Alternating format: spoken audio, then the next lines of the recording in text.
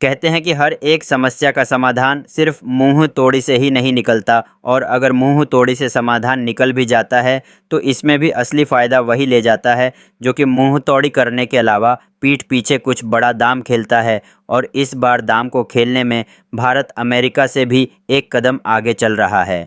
हम ऐसा इसलिए बोल पा रहे हैं क्योंकि अमेरिका भारत और रूस को पूरी तरह से अलग कर देना चाहता है, और यही कारण है कि जब भारत के राष्ट्रीय सुरक्षा सलाहकार अजीत डोभाल जी जैसे ही रूस गए, वैसे ही अब खबर आ रही है कि अमेरिका ने 25% की और एडिशनल टैरिफ भारत पर बढ़ा दिया, और टोटल भारत पर लगाई गई अमेरिकी टैरिफ 50% हो गई है।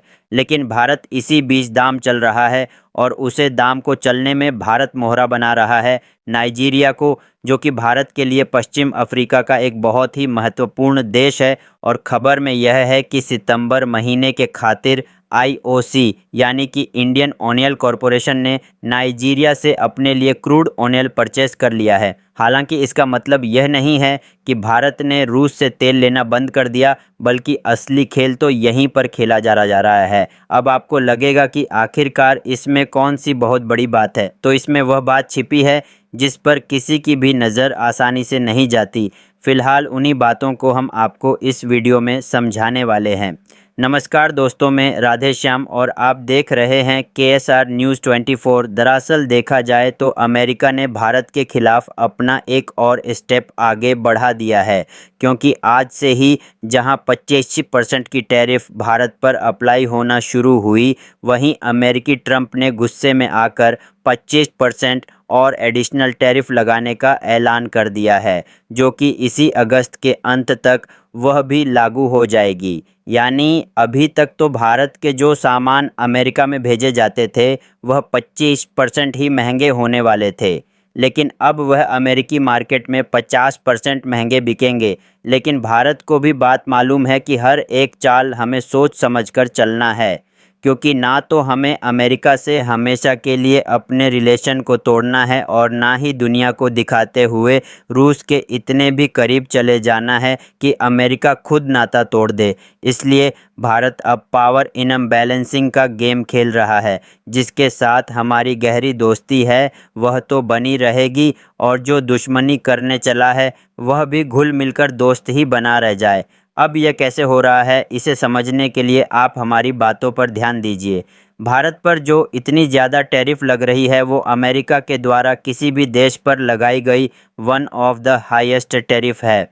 और भारत पर इतनी ज़्यादा टैरिफ लगने का मेन रीज़न यही है कि भारत अभी तक अमेरिका के दबाव में नहीं आया है, और ना ही अमेरिका की किसी भी शर्तों को ज़बरदस्ती मानकर उनके साथ समझौता किया है, बल्कि भारत तो धकाधक रूस से कच्चे तेल की सप्लाई ले रहा है।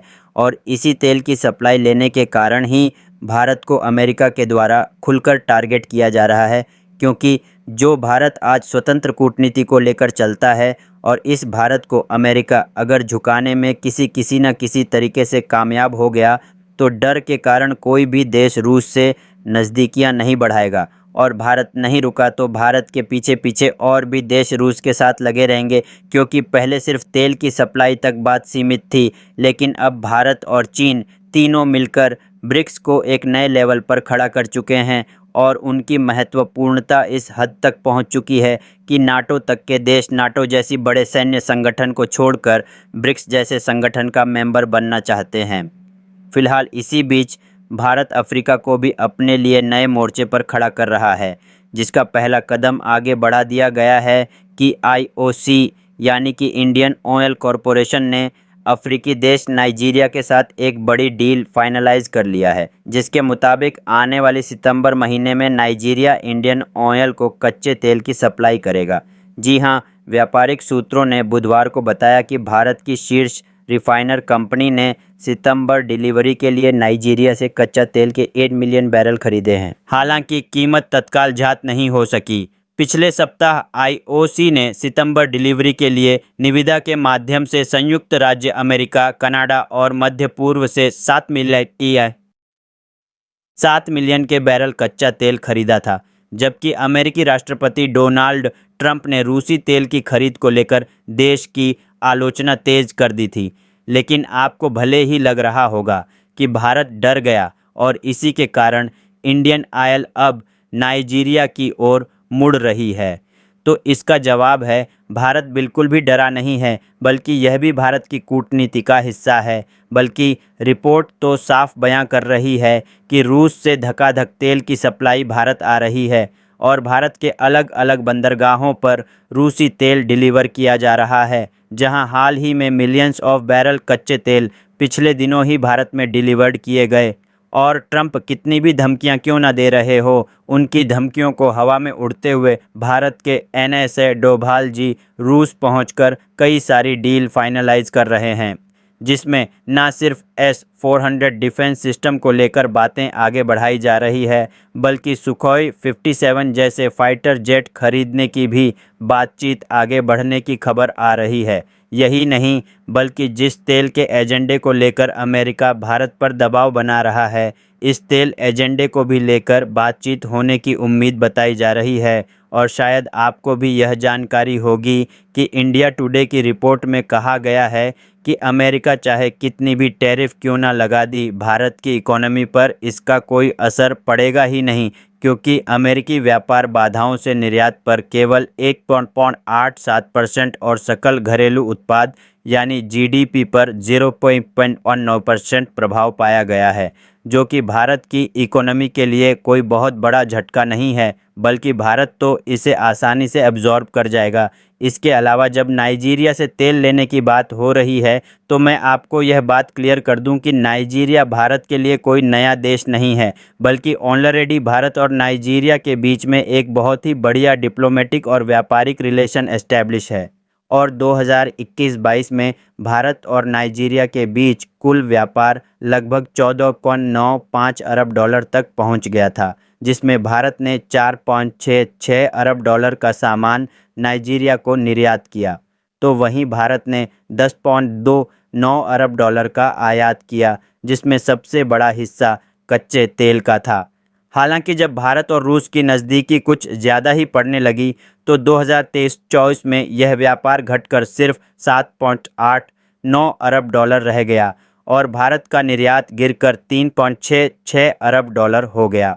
वहीं आयात घटकर 4.23 अरब डॉलर तक आ गया। आपको बता दें कि फ़िलहाल में नाइजीरिया भारत का 6वां सबसे बड़ा कच्चे तेल का आपूर्तिकर्ता है और 2024 में भारत ने लगभग 4 अरब डॉलर का नाइजीरियाई का कच्चा तेल खरीदा। और हाल ही में इंडियन ऑयल कॉरपोरेशन ने नाइजीरिया के अकवामी क्रूड का 10 लाख बैरल खरीदा है, जो सितंबर 2025 में डिलीवर होगा। यानी जो ट्रेड रिलेशंस कमज़ोर हुआ था, भारत उसे फिर से मजबूत कर रहा है। और यही कारण है कि पिछले साल पीएम मोदी जी नाइजीरिया की यात्रा पर गए थे। भारत और नाइजीरिया सिर्फ तेल तक ही सीमित नहीं रहना चाहता है, नए क्षेत्र जैसे औषधि यानी फार्मा, कृषि उपकरण, मशीनरी, डिजिटल टेक्नोलॉजी और फूड प्रोसेसिंग में भी गहरे सहयोग की संभावनाएं तलाशी जा रही हैं। मार्च 2025 में दोनों देशों के बीच नई व्यापार रणनीति पर बातचीत हुई, जिसमें व्यापार को 20 अरब डॉलर तक पहुंचाने का लक्ष्य रखा गया है। आपको बता दें कि नाइजीरिया अफ्रीका की सबसे बड़ी अर्थव्यवस्था है। अफ्रीका में भारत का दूसरा सबसे बड़ा ट्रेडिंग पार्टनर है नाइजीरिया। ऐसे में भारत की ऊर्जा सुरक्षा, ग्लोबल साउथ नीति और ब्रिक्स विस्तार में नाइजीरिया की भूमिका महत्वपूर्ण हो सकती है। बाकी आप लोगों को क्या लगता है कि भारत को नाइजीरिया से तेल लेने पर ज़्यादा ध्यान देना चाहिए या फिर रूस से ही खरीदने पर? अपनी राय कमेंट में ज़रूर बताएं और इस वीडियो को लाइक करके अपने मित्रों तक शेयर ज़रूर करें, ताकि उन्हें भी जानकारी मिल सके। इसी तरह और भी नॉलेजेबल वीडियो देखने के लिए चैनल KSR News 24 को सब्सक्राइब करके बेल आइकन को ऑल पर ज़रूर सेलेक्ट करें। जय श्री राम।